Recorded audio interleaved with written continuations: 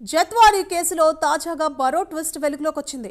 నాటి ప్రభుత్వ పెద్దల మెప్పు కోసం కాదంబరిపై పోలీసులు తప్పుడు కేసును నమోదు చేశారు.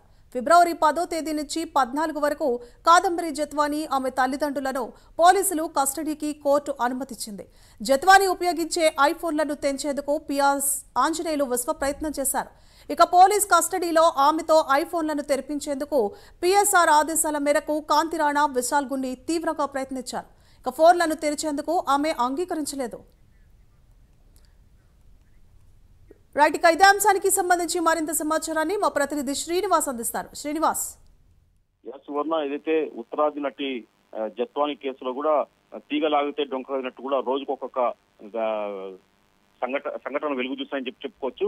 తాజాగా ఏదైతే జత్వాని కేసు ఉందో ఆ కేసులో ఇప్పటికే పోలీసులు కూడా విచారణ ముమ్మరం చేస్తారు. ఇందులో భాగంగా కూడా ఏదైతే జత్వాని కేసులో అక్రమంగా కేసులు పెట్టి వాళ్ళ కుటుంబం మీద ఒత్తిడి తెచ్చారో ఆ కేసులో కూడా మరికొన్ని కీలకమైన పరిణామాలు చోటు చేసుకోవడం చెప్పుకోవచ్చు. ఏదైతే జత్వానికి సంబంధించి కూడా ఐఫోన్ ను వాళ్ళు పోలీసులు తెరిచేందుకు కూడా విశ్వ ప్రయత్నం చేస్తారు. ఇందులో భాగంగా కూడా ఆ ఫోన్ తెరిపించాలని చెప్పేసి కూడా వాళ్ళు ఒత్తిడి తీసుకొచ్చారు. ఈ నేపథ్యంలో కూడా కుక్కల విద్యాసాగర్ సూచన మేరకు కూడా పోలీసులు ఆమెకు సన్నిహితంగా ఉన్న అజిత్ సింగ్ అనే వ్యక్తిని కూడా అతన్ని అరెస్ట్ చేస్తే మొత్తం కూడా ఈమె నోరు విప్పుతుందని చెప్పేసి కూడా సలహా ఇచ్చాడు. ఈ నేపథ్యంలో కూడా విజయవాడ అప్పటి ఐపీఎస్ అధికారి సీతారామన్యాయులు ఆధ్వర్యంలో కూడా విశాల్ గున్ని అలాగే నగర కమిషనర్ కాంతిరాణా టాటా కూడా ఇతను మరొక కేసు ఆమె మీద తీసుకొచ్చారు. ఆమెకు సన్నిహితంగా ఉన్న అమిత్ సింగ్ ను కూడా ఒక కేసును పెట్టారు. ఆ కేసులో భాగంగా ఒక ఉత్తరాదికి చెందిన ఒక మహిళతో పాటు అతని అర్చనపై కూడా ఒక కేసు పెట్టారు.